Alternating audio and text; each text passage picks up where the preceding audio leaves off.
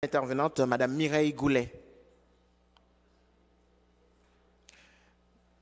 Donc, Madame Goulet, vous avez droit à une question et une sous-question sur le même sujet. Tout à fait. Merci, Monsieur le Président. Alors, ma question ce soir est à Madame Sanson. Bonsoir, Madame Sanson. Au mois d'août, pour justifier votre projet de règlement, vous avez indiqué que les policiers avaient confirmé que le chien impliqué dans le décès de Mme Vadnais en juin était un pitbull. Mais le 21 septembre dernier, le porte-parole du SPVM a démenti votre affirmation et affirmé que les policiers ne sont pas en mesure d'identifier la race d'un chien et qu'ils ont zéro expertise à ce sujet-là. Vous aviez indiqué au début du mois d'août qu'un test d'ADN avait été demandé. Le résultat, qui prend 2 semaines à effectuer, n'est toujours pas divulgué. Ici même, le 27 septembre dernier, vous avez affirmé que la Ville ne pouvait pas avoir le résultat avant que l'enquête policière soit complétée, que le cadavre du chien était détenu par le SPVM et que la Ville récupérera le cadavre lorsque l'enquête sera terminée. Le 30 novembre dernier, le directeur des poursuites criminelles et pénales a confirmé la fin de l'enquête. L'enquête est terminée depuis bientôt 1 mois.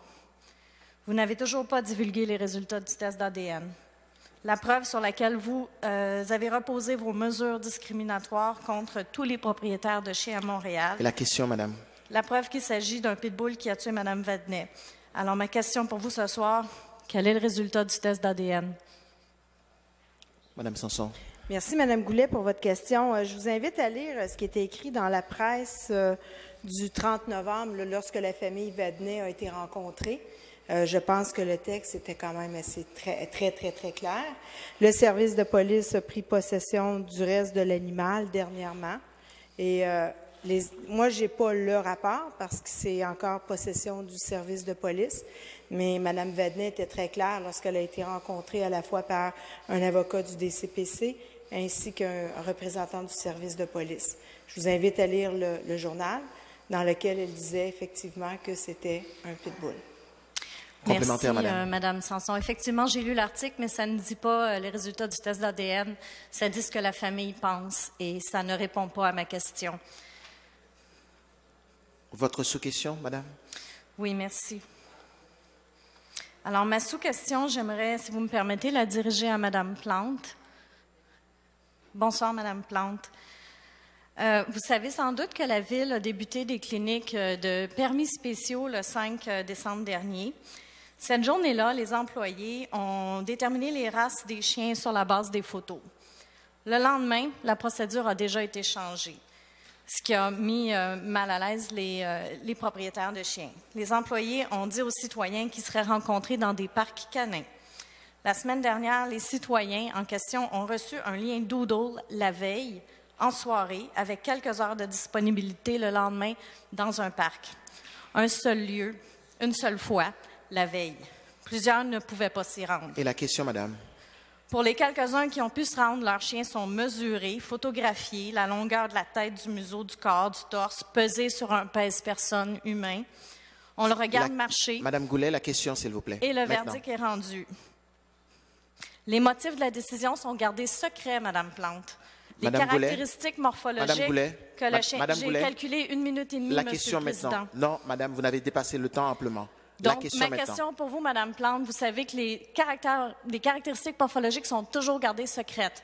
Comment vous pouvez expliquer qu'un règlement empêche les citoyens de savoir s'ils sont visés ou non en gardant secrète l'information qu'ils ont besoin pour évaluer s'ils sont visés par le règlement ou non? Avez-vous une solution? La question est posée. Madame Plante. Merci beaucoup, Mme Goulet, pour votre question. En fait, ce qu'on se rend compte depuis les derniers jours dans les différents arrondissements, c'est quand vient le temps d'enregistrer les chiens, il y a un grand fouillis. On sent qu'on voit que les employés dans les arrondissements, malgré leur bon vouloir, malgré leur volonté de bien servir les citoyens puis de pouvoir répondre à leurs questions, n'ont pas toutes les informations nécessaires. Et une des raisons pour lesquelles c'est comme ça, c'est qu'on sent que le travail en amont n'a pas été fait. Et c'est pour ça que depuis le début, bien sûr, l'équipe de Projet Montréal, mais beaucoup de citoyens le demandent, peut-on avoir un règlement qui répond vraiment aux besoins de toute la population, mais également aux propriétaires de chiens, avec des critères qui sont clairs, avec une information qu'on peut trouver facilement, qu'on appelle à n'importe quel bureau du 311. Donc, nous, ce qu'on demande depuis le début, c'est de revoir ce règlement-là, de se baser sur comment il existait au préalable, qui était un bon règlement. Mais pourquoi, après ça, cibler particulièrement un type de morphologie alors qu'on sait très bien que ça ne fonctionne pas et de pouvoir se baser sur des règlements ailleurs qui, eux, ont fait leurs preuves. Alors, bien sûr, nous, on souhaite que l'administration puisse prendre bonne note de ces erreurs ou du moins pourquoi ça ne fonctionne pas et d'être proactif et de changer le règlement. Merci, Madame. Bonne soirée. Monsieur le Président, j'ai une pétition à déposer pour demander les caractéristiques morphologiques, qu'elles soient rendues publiques rapidement. Merci, Madame. Merci.